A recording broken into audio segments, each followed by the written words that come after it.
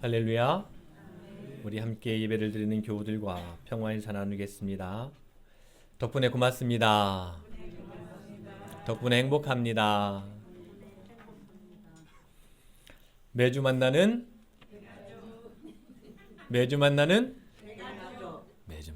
대가족.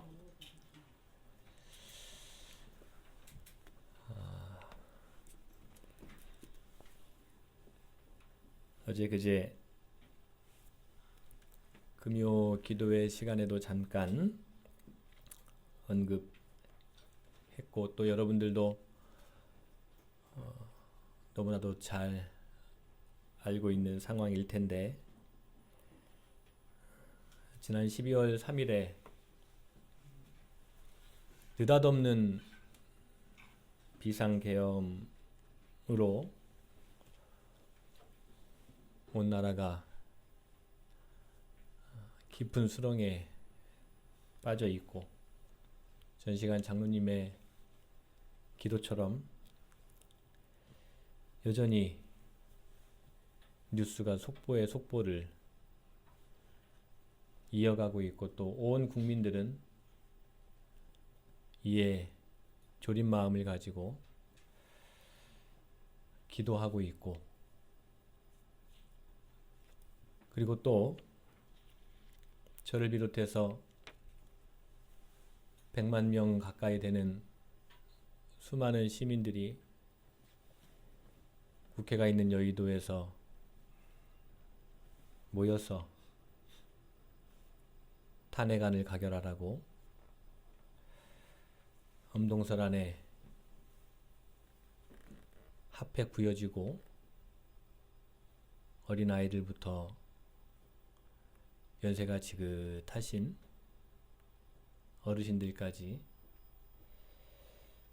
함께 외치는 나날을 보내고 있습니다.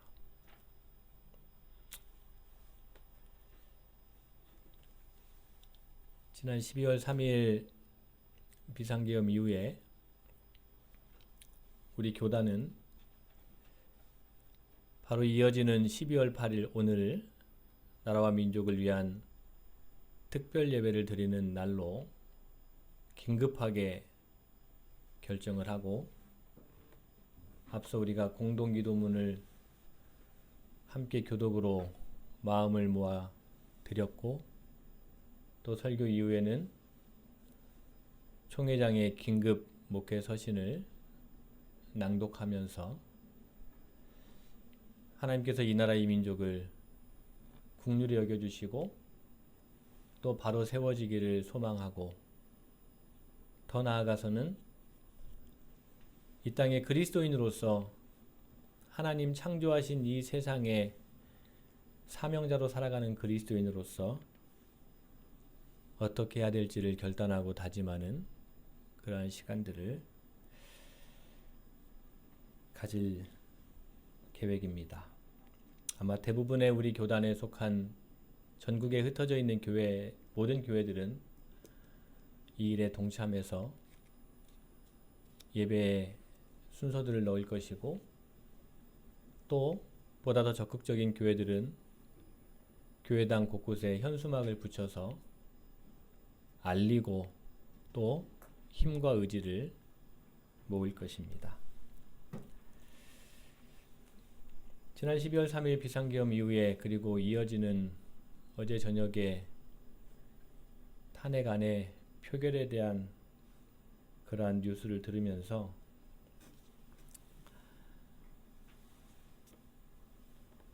창세기에 나와 있는 아브라함의 이야기가 생각이 났습니다. 아브라함이, 그리고 특별히 그의 조카였던 롯이 살았던 소돔과 고모라라는 성이 있었죠. 아시다시피 소돔과 고모라 성은 부패하고 더 이상 희망이 없어 보였습니다. 아브라함이 하나님께 하나님 이곳에 이 소돔과 고모라 성처럼 도저히 살 길이 없는 이곳에 의인 50명이 있으면 살리시겠습니까? 의인 40이 있으면 살리시겠습니까? 의인 30이 있으면 살리시겠습니까? 의인 10명이 있으면 살리시겠습니까? 포기하지 않고 기도했던 아브라함의 그 기도. 바꿔 해석하고 바꿔 읽어보면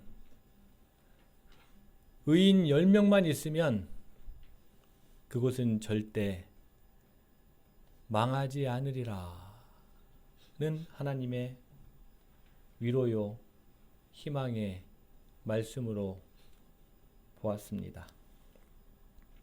그 아브라함 시대의 소돔과 고모라 성을 향한 아브라함의 이 기도를 저는 지난 한 주간 동안 했습니다. 하나님 의인 10명만이라도 있게 하옵소서.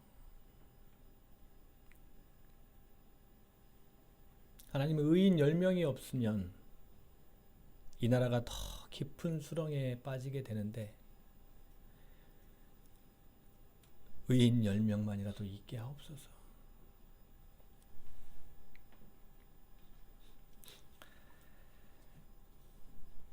제 기도가 부족했는지 우리가 알듯이 어제 저녁에는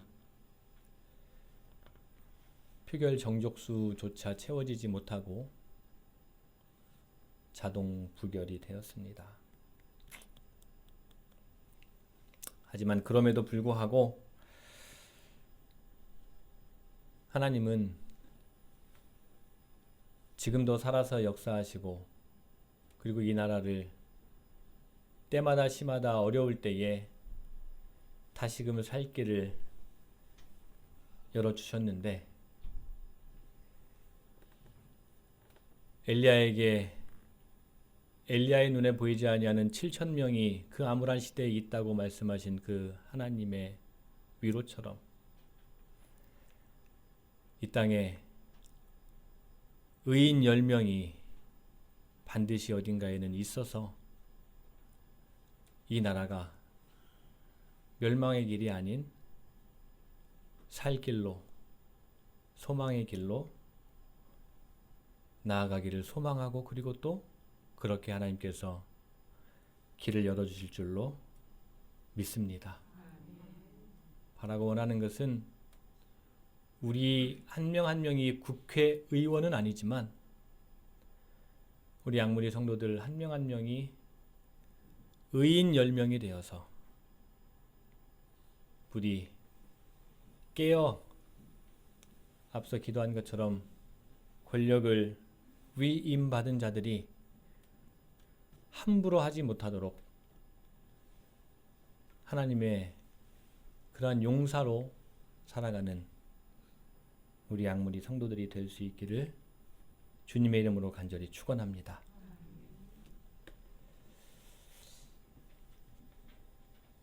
어쩔 수 없이 무겁게 시작할 수밖에 없었는데 목사의 숙명이라는 게 한날에 장례식이 열렸으면 장례식에 가서 눈물로 집례를 해야 되고 결혼식이 있으면 또 한없이 기쁨으로 결혼식 주례를 해야 되겠죠. 나라가 무겁지만 오늘 우리에게 주신 이 말씀을 통해서 우리를 향한 하나님의 놀라운 사랑과 그리고 또 우리를 향한 하나님의 높으신 그 뜻과 계획을 발견하고 새 힘을 얻는 그러한 시간이 되기를 간절히 소망합니다. 생활의 달인이라는 TV 프로그램이 있더군요. 지난주 중에 이 생활의 달인의 TV 프로그램을 채널을 돌리다가 우연치 않게 보게 됐습니다. 한 주인공이 소개가 되는데 암 투병을 하고 있는 턱걸이 달인이라는 사람이었습니다. 혹시 여러분도 보셨나요? 이 김동호라는 한 청년이었어요. 24살이었는데 이 청년은 광화문에서 매해마다 열리는 K 맨몸 운동이라는 게 있나 봐요. 대회가 있나 봐요. 이곳에서 2년 연속 턱걸이로 우승을 차지한 그러한 청년이었습니다. 그 청년이 주인공이 되어서 생활의 달인에 나왔어요. 근데 이 청년은 말씀드린 것처럼 암투병 중입니다. 두경부암이라는 암이 있나 봐요. 제가 더 자세하게 찾아보진 못했는데 이 청년이 인터뷰를 하는 상황을 보았을 때 이 귀 뒤쪽으로 이 뒤쪽으로 함몰되어 있더라고요. 그러니까 암이 이 어딘가에 이렇게 있는 것 같아요. 그 암 환자입니다. 근데 지금은 24살인데 이게 7살 때부터 시작이 됐대요. 그러니까 17년 전쯤인 거죠. 7살 그 어린 나이에 암투병이 시작이 되었고 20번이 넘는 암 수술을 받는 와중에 지금도 맨몸 운동을 하면서 암 완치를 목표로 하고 있는 그러한 건장한 청년이었습니다. 근데 고비가 없었던 것은 아니더라고요. 그 얘기를 잠깐 이제 소개하려고 하는데 김동호라는 이 청년하고 함께 어머니께서 인터뷰를 하시는데 이런 이야기를 하더라고요. 하루는 아들이 이 김동호라는 지금은 청년이지만 당시에는 한 청소년쯤 되었던 것 같아요. 암투병으로 너무 힘들어하다가 나 때문에 가족이 힘들어지는구나. 내가 집안 분위기를 이렇게 만드는구나. 내가 문제구나. 내가 사라지면 남은 가족들은 행복하겠지. 라는 생각으로 20층 건물 옥상으로 올라가서 투신 자살을 합니다. 시도합니다. 근데 기적적으로 어머니께서 투신하려는 그 어린 아들을 난간에서 극적으로 붙잡습니다.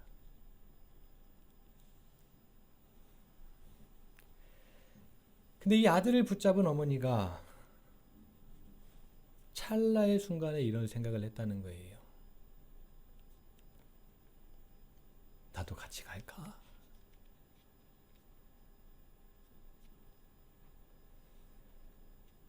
그래서 나도 이 지긋지긋한 고통에서 함께 벗어나 볼까? 라고 잠깐 생각하고 그러면 안 되지 하고 그 아들을 다시 끄집어 올렸다는 인터뷰를 하더라고요. 이후에 온 가족들은 이 김동호라는 아들에게 더 많은 위로와 희망을 주었고 그리고 이 김동호 청년은 가족들의 위로와 응원과 격려를 받으면서 자신하고 같은 처지에 있는 그 사람들이 운동으로 극복하는 사례를 보면서 나도 저렇게 극복해보자 라는 마음을 먹었답니다. 그 영상을 잠깐 보면서 이런 생각을 했어요. 인생을 살아가면서 가장 어렵고 힘든 것은 인생을 살아가면서 가장 절망적인 것은 힘들고 절망할 수밖에 없는 그때에 함께하는 사람이 없다는 건 아닐까.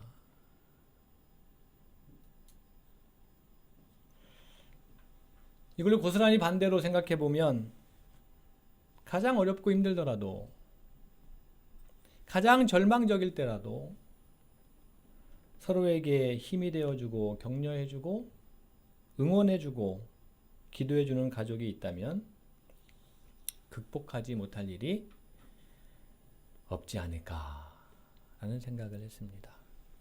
사랑하는 우리 양무리 교회가요. 줄기차게 매주 만나는 대가족 좀 외쳐보자고 하고 있는데 서로에게 힘이 되어주기를 바랍니다. 서로에게 위로가 되어주기를 바랍니다. 응원하고 격려 그리고 서로를 위해서 하나님께 간절히 기도하는 그런 믿음의 대가족이 꼭 될 수 있기를, 그렇게 더 성숙하고 더 견고하게 만들어갈 수 있기를 주님의 이름으로 축원합니다. 예수님께서요, 부활하시고 승천하신 후에 예수님의 제자들이 어떻게 예수님의 제자로서 활동했고 어떻게 교회 공동체를 만들면서 어떻게 살아갔는지를 기록한 책이 있어요. 그게 사도행전이라는 책입니다. 그런데 이 사도행전을 보면 바나바라는 사람이 등장해요. 잘 알다시피 바나바라는 사람은 한때 바리새파의 핵심 인물이었다가 부활하신 예수님을 만난 이후에 회심했던 이 바울을 예루살렘 교회에 잘 뿌리내리게 했던 그러한 사람이 바나바라는 사람입니다. 뭐한 사람이라고요? 뿌리내리게 한 사람이에요. 뭐한 사람이라고요? 뿌리내리게 한 사람. 예수님의 제자들은요, 바울을 경계했습니다. 지극히 당연한 건데 바울은 수많은 기독교인들을 때리고 핍박하고 잡아가고 억류했던 그러한 사람이기 때문이에요. 그런데 바나바는 그런 바울을, 예수님을 부활하신 예수님을 만난 그 바울을 교회에 뿌리 내리게 했어요. 어떻게 그럴 수 있었는지를 보면 바나바는 바울을 믿었어요. 아니, 더 정확하게 이야기하면 바나바는 하나님을 믿었습니다. 어떤 하나님을 믿었냐면 바울을 통해서 이방인들에게 복음을 전하시려는 그 하나님의 계획을 믿었습니다. 제자들이 아무리 거부하고 제자들이 다른 사람은 다 돼도 저 사람은 안 된다라고 갑론을박하고 저항해도, 오해와 어려움이 있어도 바나바는 그 하나님을 믿고 하나님은 저 바울을 통해서 하나님의 역사를 이어가실 거야.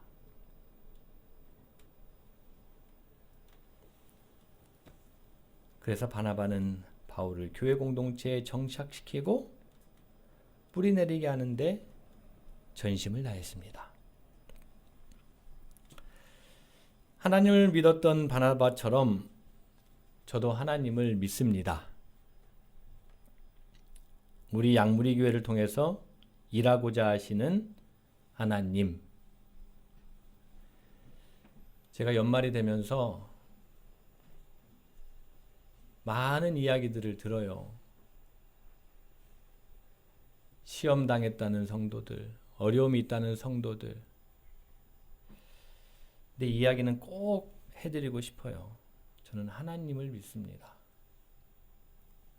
그 한 사람 한 사람들을 통해서 일하실 그 하나님을 믿습니다.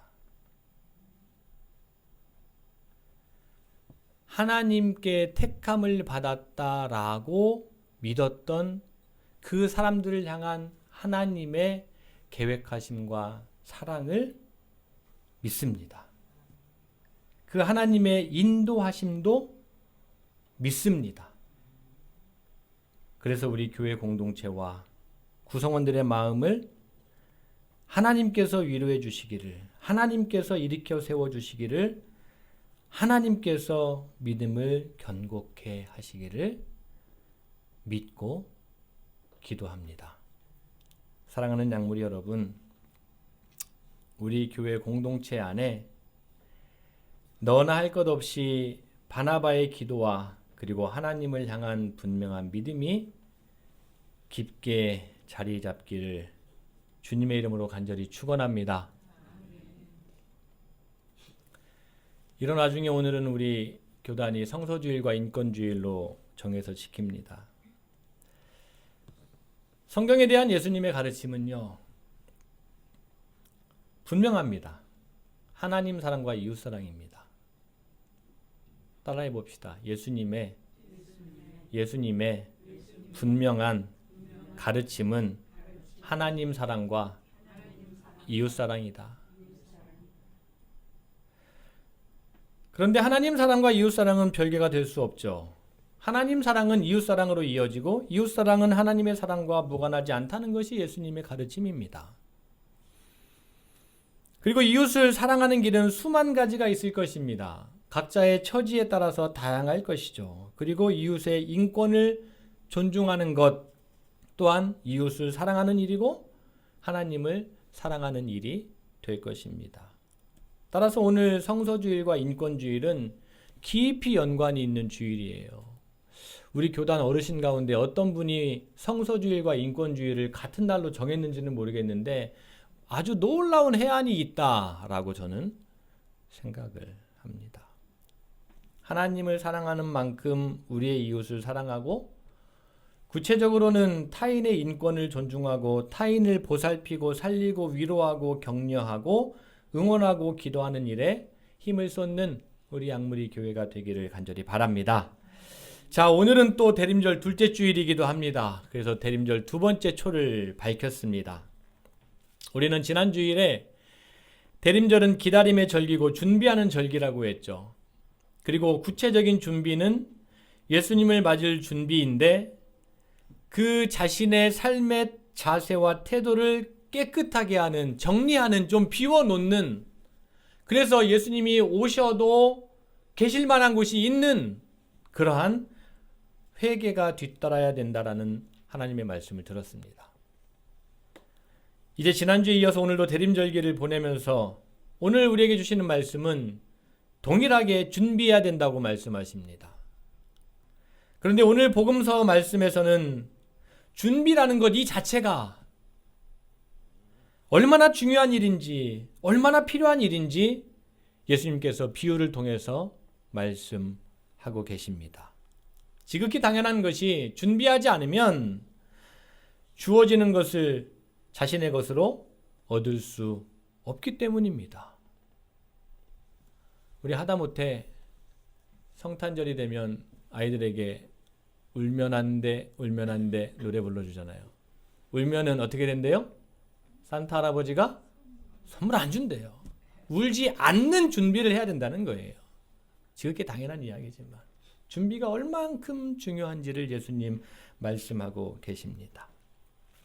자, 오늘 마태복음의 이 예수님의 비유의 말씀을 통해서 준비의 중요성 혹은 필요성에 대해서 말씀하시는 내용을 볼 텐데, 이 말씀을 이해하려면 유대인들의 독특한 결혼 문화에 대해서 조금 알 필요가 있습니다. 사실은 이 말씀에 다 배어 있기는 한데요. 이 유대인들은 창조 이야기와 그리고 율법에 따라서 그 유대교들이 가지고 있는 율법에 따라서 결혼이라는 것을 매우 중요한 의무로 여깁니다. 취사 선택의 문제가 아니라 하나님께서 창조하시고 그리고 가정을 만드시고 그리고 그 흐름, 그 신앙에 이어서 유대교 율법에 따라서 이 결혼이라는 것을 매우 중요하게 의무로 유대인들은 생각하고 있습니다. 유일하게 결혼에서 예외가 되는 그런 사람들이 있대요. 그 사람들은 누구냐면 나 평생 동안 결혼 안 하고 율법 연구에만 전념하겠소. 율법 연구에만 전념하겠다고 하는 사람들, 연구하는 사람들을 제외하고는 나머지 사람들에게는 결혼이 의무로 여겨졌다는 겁니다.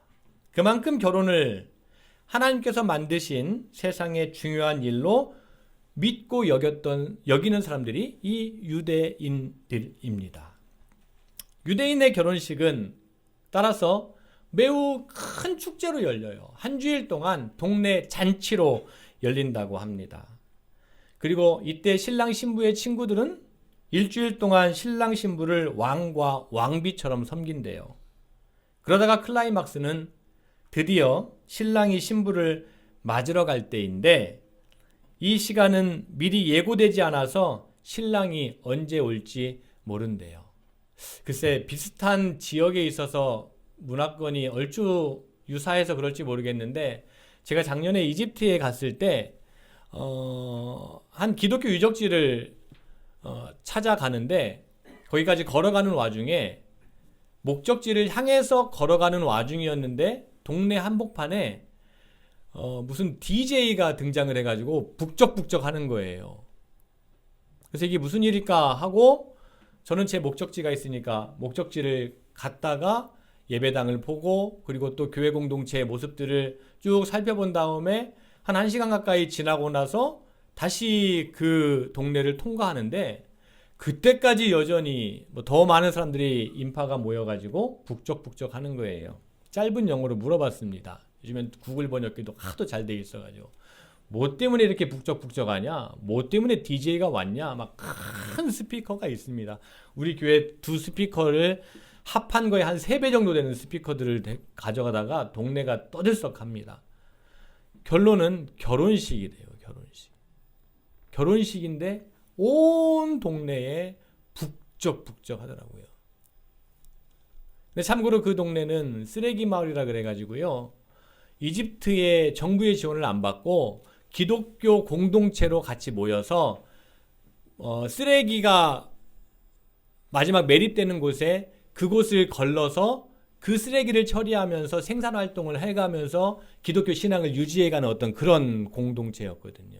그런 곳에서 결혼식을 그렇게 최대한 기쁘고 화려하게 준비해서 치르는 모습을 목격했던 기억이 있습니다. 아마 그런 유사한 모습인 것 같아요. 그런 와중에 밤에는 등불을 들지 않는 사람은 밖에 나올 수 없어서 신부의 친구들은 오늘 말씀을 보면 등불을 준비하고 기다립니다. 신랑은 일부러 한밤중이나 새벽 등 가장 취약한 시간에 온다고 해요. 그리고 올 때는 조용히 오지 않고 신랑이 온다고 외치는 사람들이 먼저 오게 되고 이때 등불을 들고 나가는 신랑을 맞은 친구들만 결혼식에 참여할 수 있는 결혼식의 문화가 이 유대인들의 문화라고 합니다. 그런데 이때 두 부류로 나뉘죠. 오늘도 말씀해 보면 3절, 4절에 이렇게 기록이 되어 있습니다. 미련한 자들은 등을 가지되 기름 안 가지고 있고 슬기 있는 자들은 그릇에 기름 담아 등과 함께 가져갔다. 이렇게 두 부류가 나뉜다는 거예요. 미련한 사람들은 등만 들고 가고 기름을 따로 준비하지 않아서 기름이 떨어졌고 반면 슬기로운 사람들은 기름을 같이 준비했다라고 이야기합니다. 오늘 예수님의 비유에서 가르치시는 내용의 핵심은 등과 기름을 준비했느냐라는 여부입니다. 등과 기름을 준비하고 있느냐. 결혼을 축하하고 결혼식에 참석하고자 하는 마음은 모두에게 동일합니다. 예수 그리스도의 제자로 살아가고 싶고 살아가고자 하고 그리고 구원받고 싶고 그리고 이 땅의 그리스도인으로 마땅히 교회 공동체를 이루며 살아가고자 하는 마음은 모두에게 다 동일합니다. 저 여러분에게도 동일하게 있습니다. 그런데 오늘 복음서에서는 우리에게 묻습니다. 그리고 당시에도 묻습니다. 준비를 했느냐라고 묻는 겁니다. 마음은 소망은 모두에게 다 있는데 정말 준비를 하고 있느냐라는 겁니다. 준비를 하고 있었느냐를 묻는 거예요.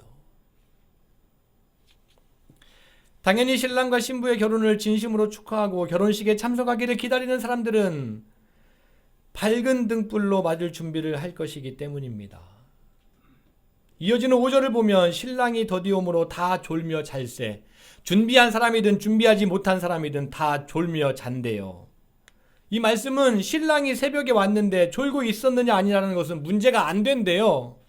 단지 언제 올지 모를 그 신랑을 맞을 등불과 기름을 준비하고 있었느냐라는 겁니다. 그러면서 맨 마지막에 그런즉 깨어 있으라. 너희는 그날과 그때를 알지 못한다라고 이야기합니다. 등불과 그리고 기름을 준비하면서 깨어 있는 것이 중요하다는 것이죠. 깨어 있으라는 말씀이 졸거나 잠을 자지 말라는 뜻은 아닙니다. 사람이 어떻게 잠 안 자고 있어요? 맨날 며칠 철야할 수 없습니다. 따라서 예수님의 비유에서 깨어 있으라는 말씀은 언제나 불이 꺼지지 않도록 등을 잘 수리해 놓고 기름을 미리미리 그리고 한결같이 충분히 준비해 두라는 말씀입니다. 따라서 깨어 있으라는 말씀은요, 한결같은 삶의 자세를 말하는 거예요. 잠자지 말고 철야하면서 기도하라는 게 아니라 한결같은 삶의 자세를 유지하라는 말씀입니다.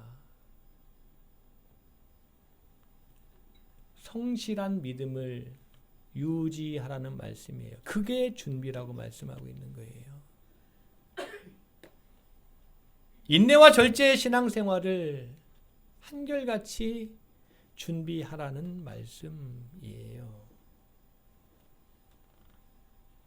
따라서 대림절은요, 성실과 인내와 절제의 신앙으로 무장하면서 준비하면서 살아가라고 말씀하십니다. 여러분, 살다 보면 성실을 포기하고 싶을 때가 있어요, 없어요? 나만큼 인내해보라고, 나만큼 절제해보라고 할 만큼 생각할 때가 있어요, 없어요?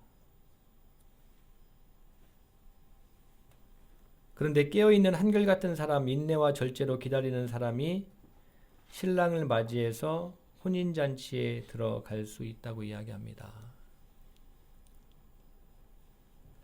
성실을 포기하고 싶을 때 포기하지 말라는 이야기죠. 에이, 이렇게 해서 뭐가 이루어지겠어. 나만큼만이라도 인내해봐. 나만큼이라도 절제해봐. 나 할 만큼 했어. 라는 자세가 아니라라고 예수님은 말씀하시는 겁니다. 나 참을 만큼 참았어.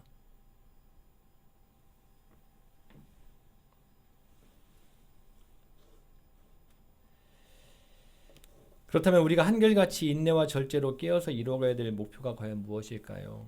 저는 오늘 세 본문 가운데 로마서 13장에서 우리에게 그 표태를 제시한다고 보았습니다.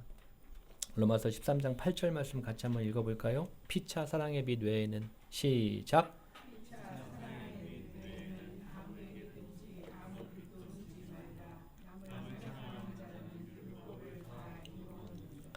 사랑입니다. 사랑. 절제의 끝은 사랑이고 인내의 끝은 사랑이고요. 성실의 끝은 사랑이고 믿음의 끝도 사랑입니다. 소망의 끝도 사랑입니다. 그리스도인들이 깨어서 세상에 한결같이 보여줘야 될 것이 사랑이고요. 그리스도인 간에 차곡차곡 결실을 채우듯이 사랑이라는 것도 차곡차곡 쌓을 때, 한결같이 쌓을 때, 성실하게 쌓을 때 그 빛을 발하고 열매를 맺을 수 있는 것입니다. 일시적인 사랑조차도 하지 않는 이들도 있지만 그런 사랑은 누구나 할 수 있습니다. 그런데 한결같은 사랑, 한결같은 인내, 한결같은 절제는 결코 만만한 일이 아닌데, 그렇게 언제 올지 모를 신랑을 준비하는 사람은, 등과 기름을 준비하는 사람은 끝까지 절제하고 인내하고 준비를 해야 한다고 가르치십니다. 오늘 본문 10절을 보면 사랑은 이웃에게 악을 행하지 아니하나니라고 했는데, 한결같이 변함없이 성실하게 인내하고 절제하면서 악을 행하지 않는 삶이 바로 깨어있는 삶이고 이웃을 감동시키는 삶이고 그리스도의 복음을 전하는 삶이다 라고 가르칩니다. 그리고 바울은 그 삶을 일컬어서 오직 예수 그리스도로 옷 입는 것이다 라고 가르치죠. 왜 바울은 이것을 예수 그리스도로 옷 입는 것이다 라고 가르칠까요? 그것은 예수님께서 그 삶을 사셨기 때문이죠. 예수님같이 한결같이 사랑하신 분이 없기 때문입니다. 예수님같이 한결같이 인내하신 분이 없기 때문이고 예수님같이 한결같이 절제하신 분이 없기 때문입니다. 그리고 예수님은 그 결과로 온 세상을 구원하시려고 자기 십자가 지셨습니다. 그리고 그 한결같은 인내와 사랑과 절제로 온 세상에게는 구원의 길이 열린 것이죠.